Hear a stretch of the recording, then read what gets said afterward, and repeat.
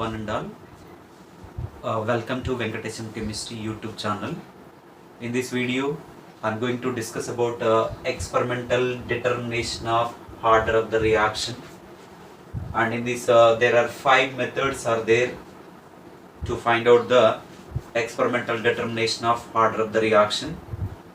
There is a first one is a hit and trial method. Second one is a graphical method, and third one is a want of differential method, and the fourth one is a half-life method, and the fifth one is a Ostwald isolation method. Right? We'll discuss first one here, hit and trial method.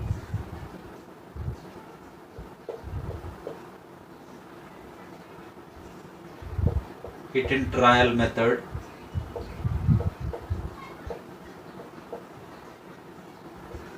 Hit and trial method. So in this hit and trial method, by using the rate constants of the reaction, we will find out the its order of the reaction. For zero order reaction, we can write generally it's a rate constant K is equals to it is x by t, right? So for a first order reaction, it's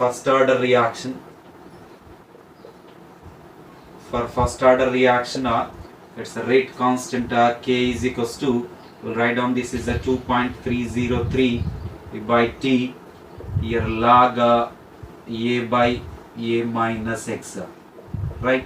So here A is a initial concentration, so there is a x is a change in the concentration in a time t. For second order reaction,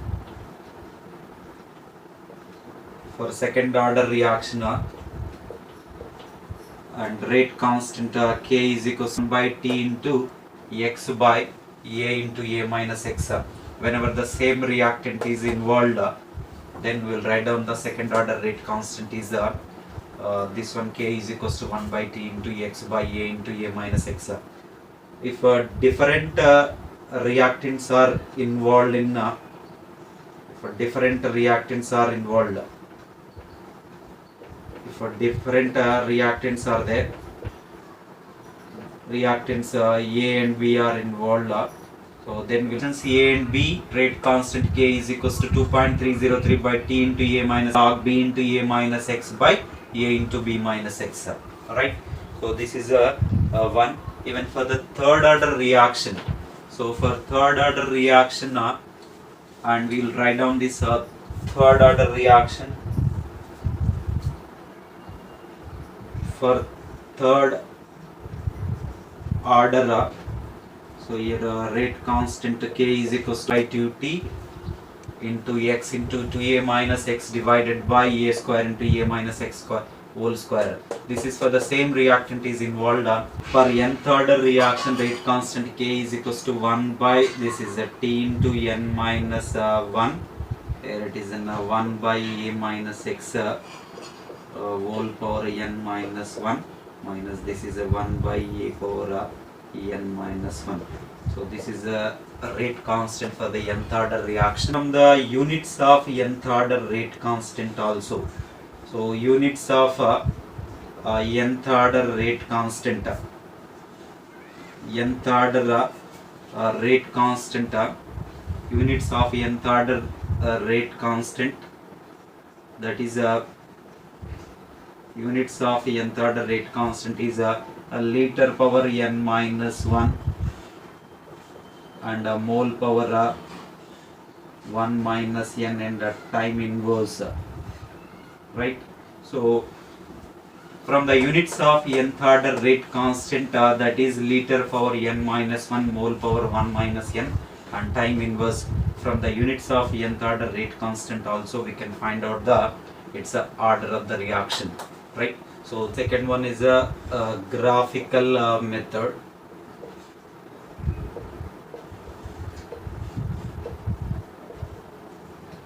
So here graphical method is from the graphs of rate of the reaction and half-life versus its there is an initial concentration, and we'll plot some graphs. So from that graphs we can find out the even order of the reaction.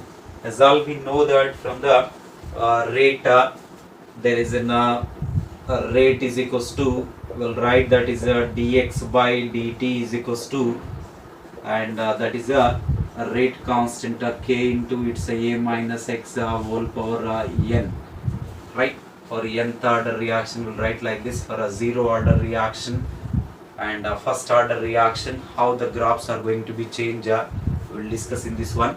So first one is for zero order reaction, and if you take rate dx by dt on y axis, and here a minus x concentration is taking on the, it's a x axis, and you will get a one straight line which is parallel to this a minus x. So this is for the zero order reaction, and I will get a graph like this. For a first order reaction, directly it will be, so straight line you will get dx by dt, here a minus x, so we'll get a straight line, and whose slope is equals to the, it's a rate constant here k1 for the first order. This is for the first order reaction, and even for the second order also you will get the same, that is in dx by dt, and that is a minus x whole power 2, and this is going to be a slope m is equals to, that is a rate constant k2, right? So this is for the second order reaction. This is for the second order reaction. Even for the third order reaction also we'll write like this much. Again here it is a minus x whole power 3. So we'll get this is a slope m is equals to, that is a k3, and here dx by, here it is a dt. This is for the third order reaction. But whereas in the case of this first order, second order and third order, this is a power 1 and power 2 and power 3. So the values are going to be different. So this is simply a graphical method in this one. A rate and directly proportional to the its a minus x concentration. In the same way, we will discuss further its half-life also. The graphical method with the help of this half-life. So we'll talk about here half-life is generally which is directly proportional to the its initial concentration a power 1 minus n. For nth order reaction, its half-life is directly proportional to the a power 1 minus n. So if you will take this its half-life and on the y-axis, if you will take its half-life is on y-axis, and then its initial concentration is on x-axis, you will get a straight line which is passing, which is parallel to the x-axis. Then it is called as it is a first order reaction. For first order reaction, n equals to 0 means T off is independent of its initial concentration, and that's the reason you will get a one straight line that is parallel to the x-axis, that is the initial concentration 1. Whereas in the case of, if you will take T off is on y-axis, and its initial concentration is on x-axis, T off is directly proportional to the A. For the T off is directly proportional to the for A, that is a zero order reaction, and T off is directly proportional to the initial concentration A, then it is it's a zero order reaction. And in the same way we'll talk about its first order reaction as well as the second order reaction also. And here second order reaction, generally here T off is and its initial concentration 1 by A, which is directly proportional, so that at the time you will get a straight line which is passing onto the origin. In the same way, even here also third order reaction also, again it will be, that is T off is on y axis and 1 by A square is on x axis, then it will be a straight line which is passing onto the origin for the third order reaction. So here 1 by A square and here 1 by A, whereas these two are the directly proportional. In the case of zero order reaction, first order reaction, it is an independent.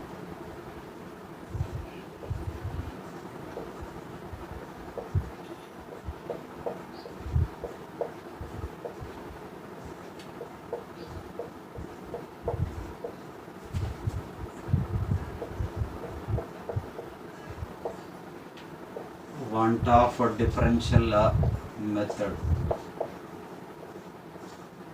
So quanta for differential method and rate of the reaction is directly proportional to the initial concentration of the reactants.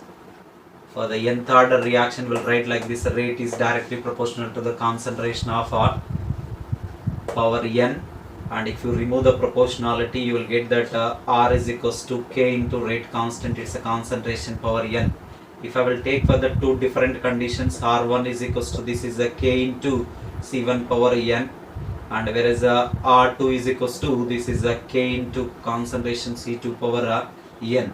Let us take this is equation 1 and it is equation 2. So suppose if I will take this is equation 2 divided by 1, then you will get this is R2 divided by this is R1 is equals to K will get cancelled here. This is C2 divided by C1 whole power n.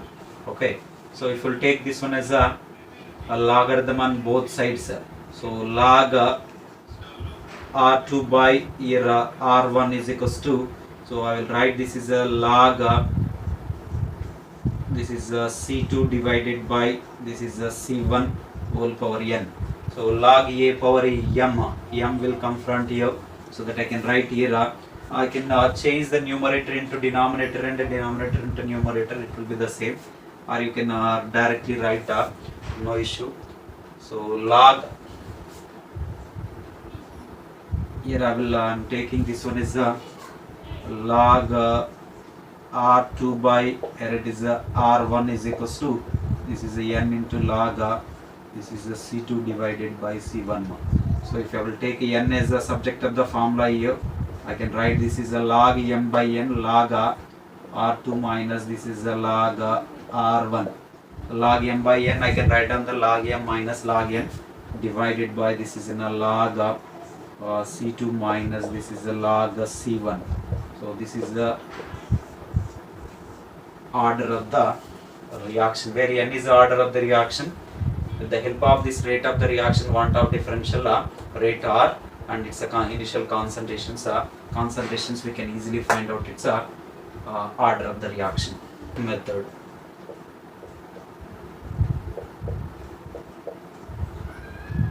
Half-life method. So in this fourth one, there is a half-life method.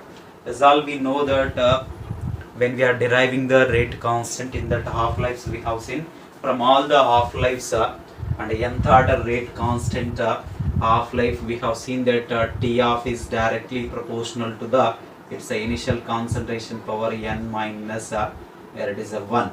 So T of is directly proportional to the a power n minus 1. So this T of for my convenient, I can write down this is that T is directly proportional to the a power n minus 1. Here T is nothing but that is a T of only. Okay, for convenient I was written T is directly proportional to the a power n minus 1. At two different half-lives. So here it is a T1 is equals to that is a K into A1 concentration power n minus 1. Here it is a T2 is equals to, so that is a K into A2 power n minus 1. Okay, so this is a simple equation 1 and this is equation 2. Okay, so from equation 1 divided by 2, and you can write down this is a simply T1 divided by, here it is a T2, that is equals to K will get cancelled here. Here it is a A1 by this is a A2 whole power n minus 1. Okay, if you take the logarithm on both sides, then I will get this is in a log of this is a T1 divided by T2, and this is a log of here it is a A1 divided by A2 whole power n minus 1. Okay, so log T1 by T2 is equals to log of A1 by A2 whole power n minus 1. Okay, so if I will take this n minus 1 front and I will get this is a n minus 1 into, here it is a log of this is a A1 divided by this is a A2, that is equals to log of here it is a T1 divided by this is a T2. T1 and T2 are the year of half-lives. Okay, So you can take this is an n minus 1 here, and this term you can take that side more. So I can write this one is a log m by 1. You can expand it, and a log of so this is a t1 minus log this is a t2 whole divided by this is a log a1 minus this is a log a2. Okay, so if you will take this minus 1 also that side, you will get n is equals to 1 plus and you will get this is a log of t1 minus this is a log of t2, and this is a log of a1 minus this is a log of a2. So this is a simple nth order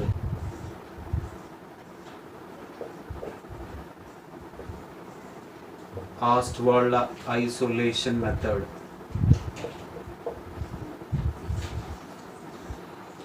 Ostwald isolation method. Ostwald isolation method is applicable whenever the two or more than two reactants are present in the given reaction. Then only this Ostwald isolation method can be applicable.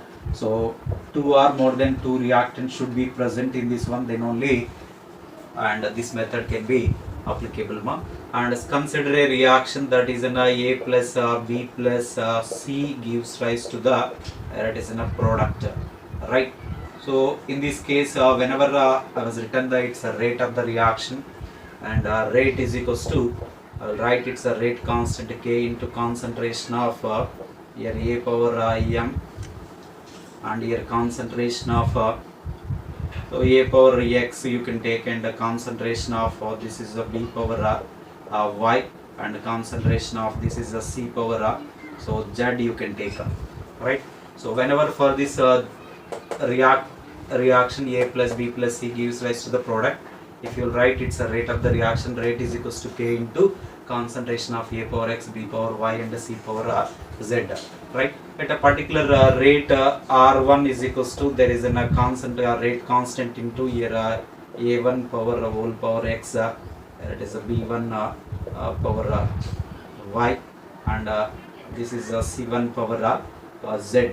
Okay, so let us take this is equation 1, and now by keeping the concentration of B and C is a constant, keep concentration of B and B1 and C1 is a constant, then you can write the above equation. That means only concentration of A1 is changing to the here A2 concentration. Concentration of A1 is changing to the A2, and concentration of B1 and C1 is going to be a constant. That means I can write here rate also going to be changed R2. This is a rate constant is a constant, and it will be changes to the A2 whole power x, and the concentration of B1 is a constant that is a whole power y, and the concentration of C1 whole power z. So this is let us take equation 2.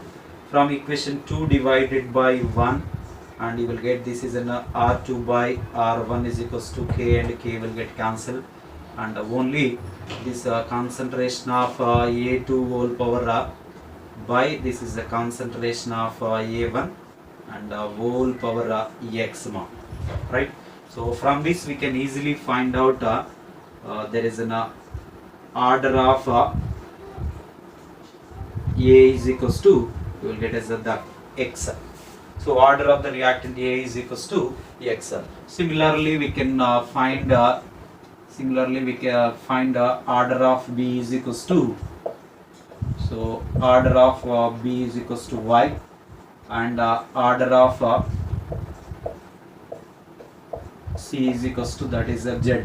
That means when we are finding the order of A, B and C are keeping as a concentrations as a constant. For finding the order of B, concentration of A1 and C1 is going to be keep constant, and for finding the order of C, keep the concentration A1 and B1 is a constant, so that you can find out its order of C as well as the order of B as a y and a z, so that the overall order is equals to, overall order is which is the sum of the powers of sum of orders of individual components. A order is x, and B order is a Y and C order is a Z. So that overall order is equals to X plus Y plus Z. So this is simply a Ostwald isolation method. In this isolation method, that means one of the reactant is going to be isolated from the other one. Then you can find out the other reactant order in such a way.